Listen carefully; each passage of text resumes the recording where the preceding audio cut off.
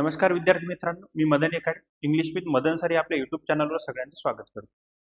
या व्हिडिओमध्ये आपण हा जो पार्ट 4 आहे, हा बघा, हा जो पार्ट 4 आहे बेसिक्स ऑफ इंग्लिश ग्रामर मधला, हे जे आपलं चौथं सिरीज आहे, चौथं जे अनालिसिस आहे, यामधले काही प्रश्न तांत्रिक आपल्या अडचणीमुळे राहिले होते, बरोबर. एक जवळपास 12-13 क्वेश्चन आपले यामध्ये झाले होते आणि त्यानंतरचे जे प्रश्न आहेत ते बाकी आहेत. आता या आजच्या व्हिडिओमध्ये आपण पुढील प्रश्न पाहणार आहोत. याचे जे सुरुवातीचे प्रश्न आहेत या सिरीजमध्ये ते ते लेक्चर अपलोड झालेलं आहे युट्यूबला. आता यानंतर आपण याच्या पुढील प्रश्न समजून घेऊयात. ठीक आहे, बघा आता यामधले आपले प्रश्न कोणते राहिले होते. यामधला आपला जो क्वेश्चन आहे,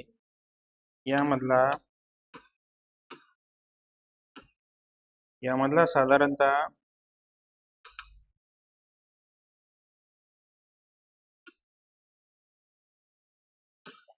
बघा,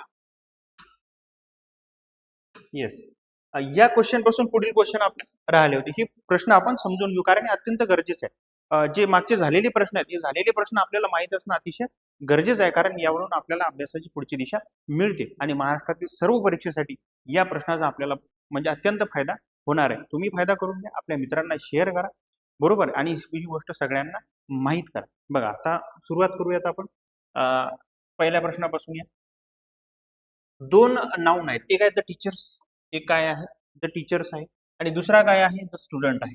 एक आहे द टीचर्स आणि दुसरा काय आहे स्टुडंट. आणि हे जे दोन नाउन आहेत ते कोण्या शब्दानं जोडलेले आहेत की ऑर या शब्दानं जोडलेले आहेत. आता मला सांगा तुम्ही, ज्यावेळेस ऑरनं दोन नाउन जोडले जातात, ज्यावेळेस ऑरनं दोन नाउन जोडले जातात, तर या नंतरचा जो शब्द आहे, या नंतरचा जो शब्द आहे तो एकवचनी आहे का अनेकवचनी आहे, म्हणजे सिंग्युलर आहे का प्लुरल आहे, त्यावरून ठरवायचं. सिंग्युलर आहे की प्लुरल आहे त्यावरून ठरवायचं की पुढं कोणता वर्ब फॉर्म आपल्याला वापरायचा आहे ऑरच्या बाबतीत. आता ऑर ज्यावेळेस ऑरनं जोडतो त्यावेळेस आपण हा जो दुसरा शब्द आहे ऑरला लागून असलेला नाउन आहे तो आहे द स्टुडंट, आणि द स्टुडंट हा जो नाउन आहे हा आहे सिंग्युलर, आणि म्हणून या केसमध्ये आपल्याला जो व्हर्ब वापरायचा तो पण वापरायचा आपल्याला सिंग्युलर. आता मला सांगा, सिंग्युलर व्हर्ब वापरायचा, त्यामुळे हे तीनही गेले आणि इथं राहिला आपला आन्सर इज, बरोबर.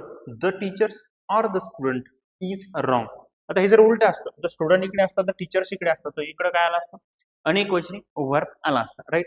बघा आता पुढचा प्रश्न एकदम सोपा आहे, बघा सगळं.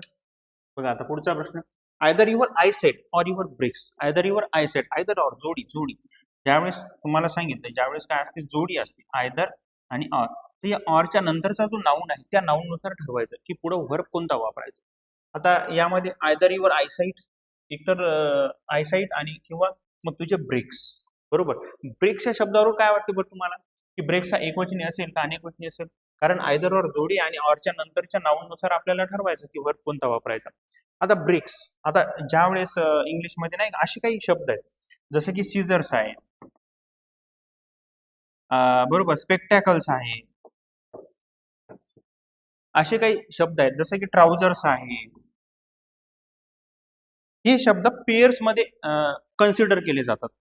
ज्या ज्या गोष्टीची पेयर आहे तो इंग्लिशमध्ये अनेकवचनी म्हणून शब्द वापरला जातो. आता मला सांगा तुम्ही, तसंच इथे ब्रेक्स आहे, तसं इथे काय ब्रेक्स हा पेयर्स मध्ये कन्सिडर केला जातो इंग्लिशमध्ये. जसं की ब्रेक्स म्हणजे पुढचा ब्रेक्स आणि मागचा पण ब्रेक्स. ब्रेक्स म्हणजे राईट ब्रेक आणि लेफ्ट ब्रेक, बरोबर. तर म्हणून हा ब्रेक्स पेयर मध्ये, ह्या गोष्टी कशा येतात पेयर मध्ये कन्सिडर केल्या जातात आणि म्हणून त्या अनेकवचनी समजल्या जातात, राईट. आता मग मला सांगा, युअर ब्रेक्स हे जर अनेकवचनी असेल तर नाउन काय आलं पाहिजे, अनेकवचनी आलं पाहिजे, म्हणजे आपला आन्सर काय are. Either your eyesight or your brakes are bad. कारण का आर बॅड, कारण की ब्रेक्स हा जो नाउन आहे हा प्लुरल समजल्या जातो इंग्लिशमध्ये, राईट. या आता पुढचा प्रश्न, नेक्स्ट क्वेश्चन आहे, मेनी अ फ्लावर. बा ही अशी एक रचना इंग्लिशमध्ये, मेनी अ फ्लावर. हा मेनी झाकून ठेवायचा, बरोबर. आणि राहतं काय अ फ्लावर, आणि ज्याच्या ठिकाणी अ आलेला आहे ते आपल्याला माहिती सिंग्युलर असतं. मग मेनी अ फ्लावर च्या नंतर आपल्याला सिंग्युलर पाहिजे, आर गेला, विल गेला आणि वेअर गेला, म्हणजे आपल्या आन्सर काय is. Many a flower is born to blush unseen. Will काय गेला, कारण विल नंतर काय पाहिजे, क्रियापदाचा बेस फॉर्म पाहिजे. तर बॉर्न हा बेस फॉर्म आहे का, नाही, राईट. कारण विल काय आहे, मॉडल आहे. या पुढे आता, a crowd of university students surrounded vice chancellor. A crowd of university student, बरोबर. हा आहे a crowd, a crowd of university students. कशाची गर्दी आहे, विद्यापीठातील विद्यार्थ्यांची गर्दी आहे. कशाची गर्दी आहे, अ क्राउड. विद्यार्थी खूप सारे असतील, 1 2 3 4 5 6 7 8 9 10 100, बरोबर. हे झाले सगळे विद्यार्थी, पण गर्दी किती, एकच. गर्दी किती? एकच. A crowd of university students surrounded the vice chancellor. काय येईल मग या अक्राऊडनुसार इथं पाहिजे एकवचनी वर्ब. एकवचनी वर्ब. मग इथं काय येईल? Has. A crowd of university student has surrounded the vice chancellor. Right. बघा आता नेक्स्ट क्वेश्चन. एकदम सोपं आहे, समजून घ्या, समजण्याचा प्रयत्न करा. पाठ करायच्या या गोष्टी नाही की कशा संदर्भात तो नाऊन पर्टिक्युलर सब्जेक्ट आलेला आहे. आता इथे नायदर आणि नॉर, नायदर आणि नॉर, नायदर नॉरची जोडी आहे. ज्यावेळेस जोडी असते, ज्यावेळेस काय असते? जोडी असते. ज्यावेळेस जोडी आहे, नायदर आणि नॉरची जोडी आहे, त्या जोडीतला जो दुसरा शब्द आहे, या दुसऱ्या शब्दाला लागून असलेला जो नाऊन आहे, तोच नाऊन सिंग्युलर आहे का प्लुरल आहे, त्यानुसार पुढील वर्ब ठरवायचा. सिंग्युलर वापरायचा का प्लुरल वापरायचा. आता मला सांगा, नायदर आणि नॉर, नायदर ही काही संबंध नाही आपला, नॉर नंतर हिज ब्रदर आहे, हिज ब्रदर हा जो नाऊन आहे, हा नाऊन सिंग्युलर आहे, त्यामुळे या हिज ब्रदर साठी पुढे येणारा वर्ब आपण काही सिंग्युलर येईल. आता मला सांगा, वाक्यात सिंग्युलर कोण आहे? त्या वाक्यात सिंग्युलर आहे वॉज. म्हणजे आपला आन्सर काय? Neither he nor his brothers was there. Was there. Right. Yes. बरोबर. आता या पुढचा क्वेश्चन. नेक्स्ट क्वेश्चन आहे, एकदम सोपा आहे बघा. fill in the blanks with appropriate verb form of the option given below. A large number of people for a job in Robbins company as per the reports published in today's Express Tower. आता मला सांगा तुम्ही, a large number of people he phrase आहे. English मध्ये ही थोडीशी अपवाद phrase आहे, यावर वारंवार प्रश्न येतो. एक असते अ नंबर ऑफ, एक काय असते अ नंबर ऑफ, आणि एक काय असते द नंबर ऑफ. एक असते अ नंबर ऑफ आणि एक काय असते द नंबर ऑफ. आता मला सांगा तुम्ही, यामध्ये अ नंबर ऑफ हा जो आहे, यानंतर प्लुरल नाउन आणि प्लुरल व्हर्ब असतो. आणि जो असते द नंबर ऑफ यानंतर सिंग्युलर नाउन आणि सिंग्युलर व्हर्ब असतो. आता लक्षात ठेवायची गोष्ट अशी की याचं समजून कसं घ्यायचं. आता मला सांगा, एक क्लास आहे. आता त्या क्लासमध्ये मी असं म्हटलेलं आहे की the number of student appeared in the examination. म्हणजे असं झालं, या क्लासमध्ये जे काही विद्यार्थी आहेत 10, 20, 25, 50, ज्यावेळेस me the number of students असं म्हणतो, हे नाऊन जे आहे ना, हे नाऊन पण इथं काय पाहिजे आपल्याला? नाऊन आणि क्वेश्चन्स पाहिजे. नाऊन काय पाहिजे? प्लुरलच पाहिजे. द नंबर ऑफ आपल्याला काय म्हणावं लागेल? स्टुडंटच म्हणावं लागेल. पण जो व्हर्ब आहे ना, हा व्हर्ब आपल्याला इथं सिंग्युलर वापरायचा आहे. तर मी सांगत होतो, ज्यावेळेस मी असं म्हणतो the number of students in the class, त्याचा अर्थ असा झाला, या क्लासमध्ये सगळे विद्यार्थी परीक्षेला बसले होते.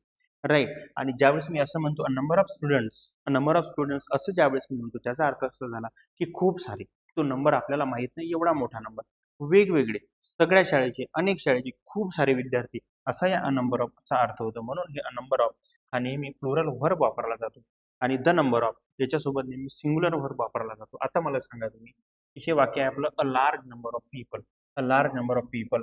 त्यामुळं आपल्याला काय करायचं, इथं प्लुरल व्हर्ब वापरायचा आहे. हॅज गेला, राईट, हॅज गेला, हॅव गेला आणि हॅड गेला. तर इथे आपल्याला प्लुरल वापरायचा, तर have applied. A large number of people have applied for a job in Robbins company. एक कंपनी आहे रॉबिन्सन, त्या ठिकाणी खूप साऱ्या लोकांनी, लार्ज नंबर ऑफ पीपलनी काय केलेलं आहे? ऍप्लिकेशन दिलेलं आहे. As per the reports publish in today's express tower. हा न्यूजपेपर आहे, टुडेज एक्सप्रेस टावर.